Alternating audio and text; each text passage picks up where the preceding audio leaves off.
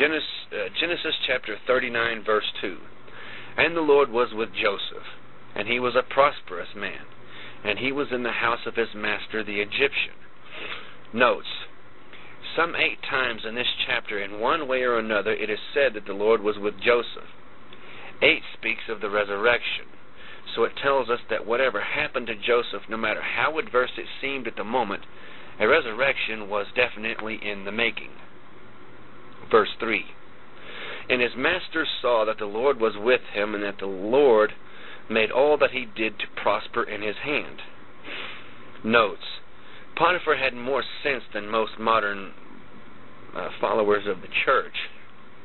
He saw that the hand of the Lord was on Joseph and took advantage of that, even as he should have done. Many times the church will regrettably respond with jealousy, and consequently the work of God is greatly hindered by such action and attitudes. You can see that very, very plainly in any church. Actually, most of them. Verse 4.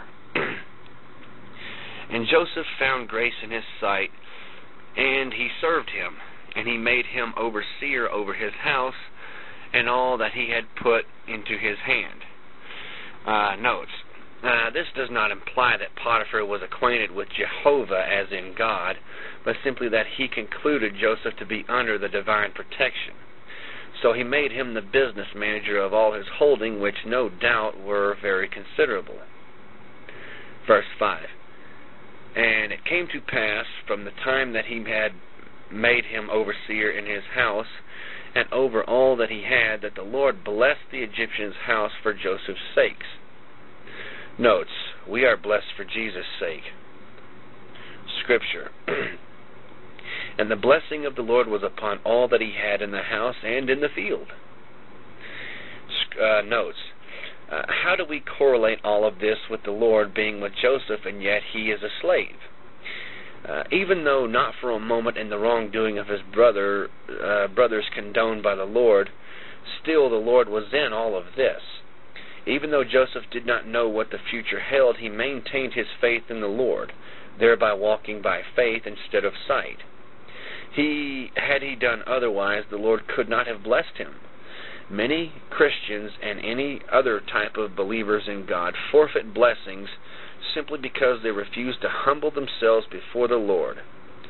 Joseph could have easily have grown bitter until the bitterness overtook him, but he put it all in the hands of the Lord, even as we must do. He may not know what tomorrow holds, but he definitely knew who held tomorrow. That's a pretty good quote. You can quote me if you like. Verse 6. And he left all that he had in Joseph's hand, and he knew not aught he had save the bread which he did eat. And Joseph was a goodly person and well favored. Notes, he had impeccable honesty, and as well, we'll get on to it, that he had quite the look about him, and it led to some pretty dangerous situations, so there's actually an advantage to being ugly. And we'll read about that later. Verse 7. And it came to pass after these things that his master's wife cast her eyes upon Joseph, and she said, Lie with me. Notes, tradition says that Zuleika was her name. She was at first the most virtuous of women, but when she saw Joseph, she was so affected that she lost all self-control and became a slave to her passions. It is said that she made a dinner inviting 40 of the most beautiful women in Egypt, who, when they saw Joseph, were so moved with admiration that they exclaimed with one accord that he must be an angel. Verse 8. But he refused and said unto his master's wife, Behold, my master trusts me with all that is in his house, and he has committed all that he has to my hand. Notes, the action of Joseph in resisting this temptation pressed upon him showed him to be the true firstborn. Verse 9. There is none greater in this house than I, neither has he kept back anything from me but you, because you are his wife. How then can I do this great wickedness and sin against God? Notes, Williams says that Joseph urged 3 reasons against this wrongdoing. Number 1, gratitude to his master, who had put everything into his trust. 2, respect for the woman, seeing that she was Potiphar's wife.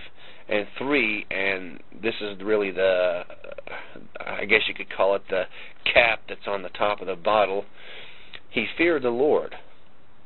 That's the big one. Everything falls in place after that one. Verse 10. And it came to pass, as she spoke to Joseph day by day, that he hearkened not unto her to lie by her, or to be with her. Notes, it was a continuing temptation pressed upon day by day, with him continuing to resist. Verse 11. And it came to pass about this time that Joseph went into the house to do business, and there was none of the men of the house there within. Notes, evaluating Joseph, some would claim that after advances had been made, he should not have gone back into the house. However, of this he had no choice.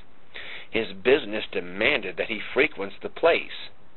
It is certain that he would have done anything to have avoided contact with this woman, but the situation actually presented itself as a trap, and so the trap is ultimately sprung. Verse 12. And she caught him by his garment, saying, Lie with me. And he left his garment in her hand and fled and got him out.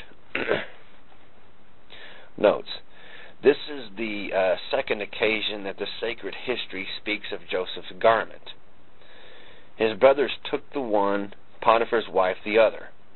He tried to hide their sin with that garment. She tried to hide hers in the same manner. Verse 13. And it came to pass, when she saw that he had left his garment in her hand, and was fled forth, that she called unto the men of her house, and spoke unto them, saying, See, he who is Potiphar, he came in unto me to lie with me, and I cried with a loud voice. What a liar. Verse 15. And it came to pass, when he heard that I lifted up my voice and cried, that he left his garment with me and fled and got him out. Notes, Matthew Henry says, Chaste and holy love will continue, though slighted, but sinful love is easily changed into sinful hatred. Those who have broken the bonds of modesty will never be held by the bonds of truth. Verse 16. And she laid up his garment by her until his lord, who was Potiphar, came home. Notes, the devil would surmise that if he cannot get Joseph to do that which is wrong, he will have him locked up in prison for years. Of course, the Lord could have stopped all of this. However, the remainder of the chapter tells us why not. Verse 17. And she spoke unto him who was Potiphar according to these words, saying, The Hebrew servant which you have brought unto us came in unto me to mock me. And it came to pass, as I lifted up my voice and cried, that he left his garment with me and fled out. Notes. Basically, all of this is a false rape charge. Verse 19. And it came to pass, when his master heard the words of his wife, which she spoke unto him, saying, After this manner did your servant say to me, that his anger was kindled. Notes. Very obviously, the trap has finally been sprung. And we will begin to read more in Genesis chapter 39, verse 20. Thank you once again.